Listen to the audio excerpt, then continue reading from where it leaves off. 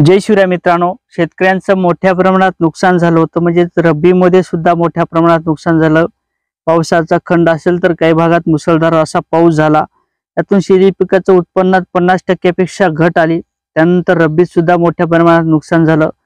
कडधान्य पिकं असतील, भाजीपाला असेल, फळबाग असेल, या पिकाचं मोठ्या प्रमाणात नुकसान झालं होतं। गारपीट झाली होती आणि अवकाळी पाऊस सुद्धा झाला होता।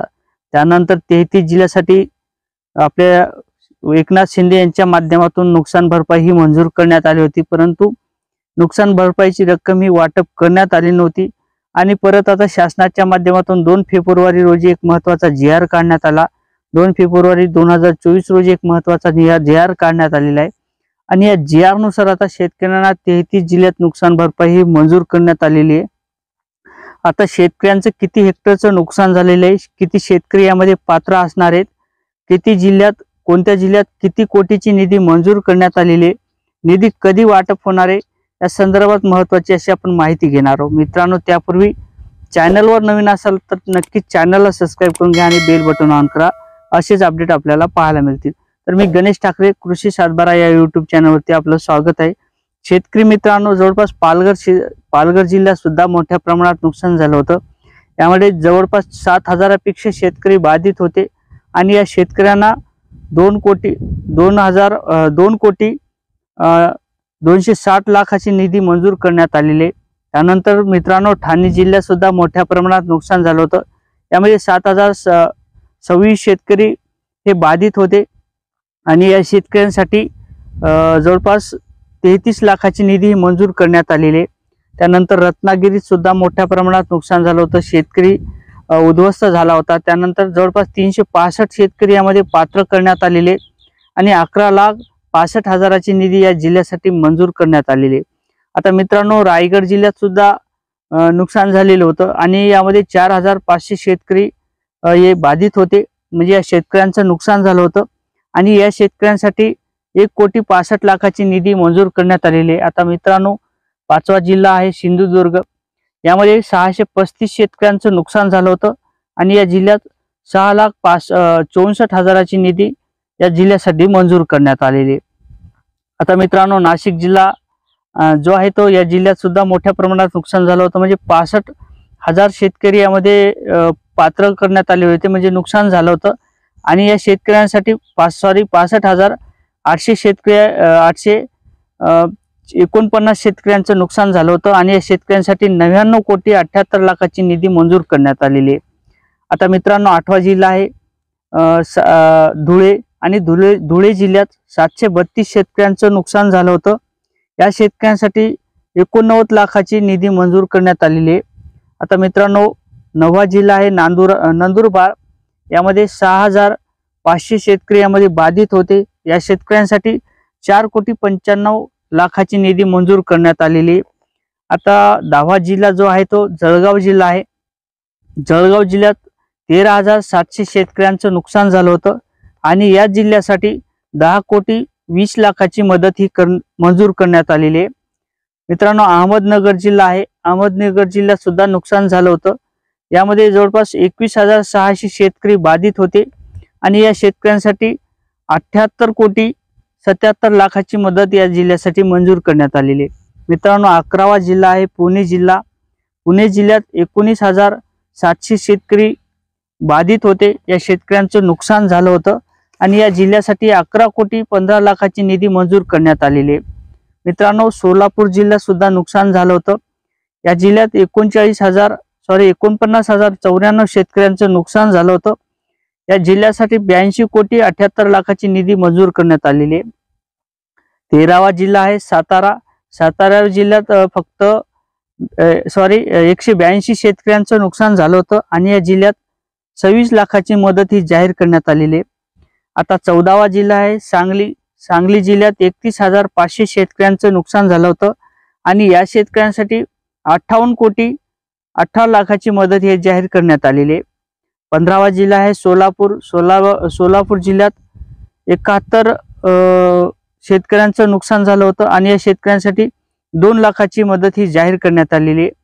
2,33,000ची मदत ही जाहीर करण्यात आली आहे।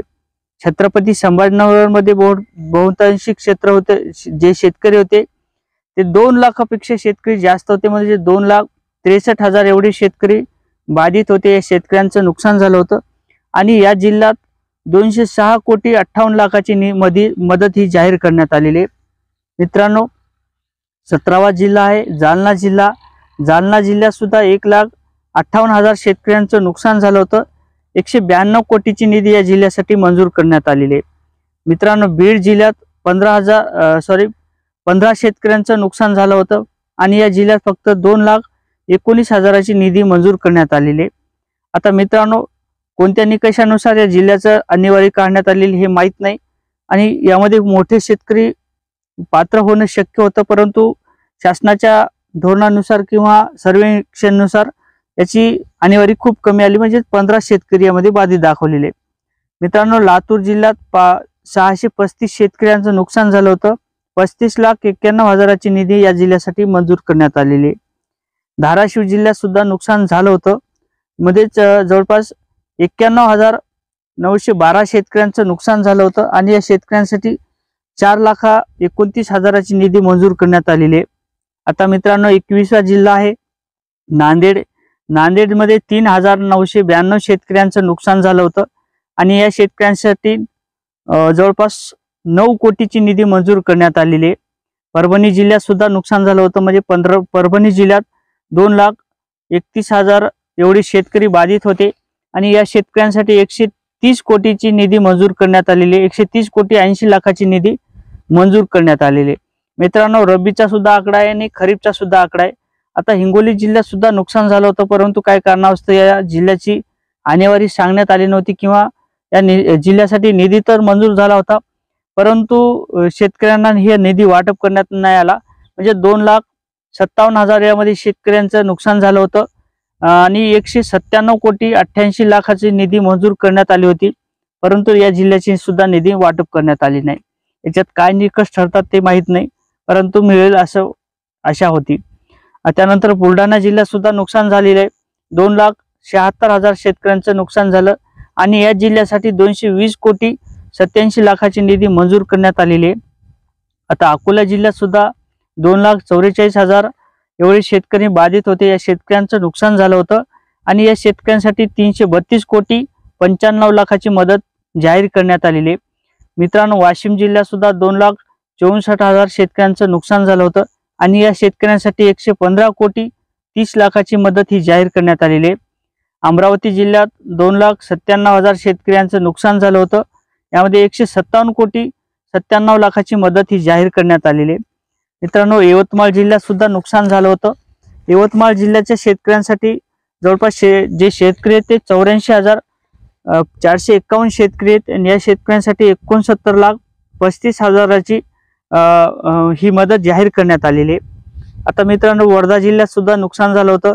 या जिल्ह्यात मात्र फक्त 17 शेतकऱ्यांसाठी नुकसानग्रस्त दाखवलेले आहेत आणि या शेतकऱ्यांसाठी 1,23,000ची मदत ही जाहीर करण्यात आलेली आहे.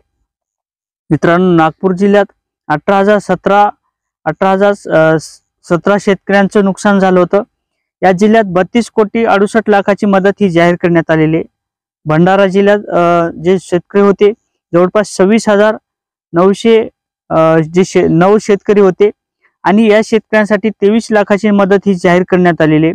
गोंदिया जिल्ह्यात सुद्धा नुकसान झालं होतं, म्हणजे 28,273 शेतकऱ्यांचं नुकसान झालं होतं आणि या शेतकऱ्यांसाठी 20,54,00,000ची मदत ही जाहीर करण्यात आलेली आहे. चंद्रपूर जिल्हा शेवटचा जिल्हा आहे, म्हणजे 23वा जिल्हा आहे. या जिल्ह्यात 49,688 शेतकऱ्यांचं नुकसान झालं होतं आणि या जिल्ह्यात 26,78,00,000ची मदत ही जाहीर करण्यात आलेली आहे. मित्रांनो, अशा प्रकारे या जिल्ह्याचं नुकसान झालेलं होतं आणि या जिल्ह्यात आता शेतकऱ्यांच्या खात्यावर हे पैसे जमा होणार आहेत. यासाठी 2 फेब्रुवारी 2024 रोजी एक महत्वाचा GR काढण्यात आलेला आहे आणि या GR नुसार आता शेतकऱ्यांच्या खात्यावर आधार बेसवर हे पैसे जमा होणार आहेत.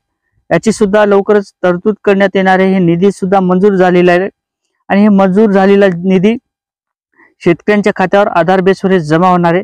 अशा प्रकारे या जिल्ह्याचं 33 जिल्ह्याचं हे अपडेट होतं. नक्की चॅनलवर नवीन असाल तर चॅनलला सबस्क्राईब करून घ्या आणि बेल बटन ऑन करा. जय शिवराय मित्र.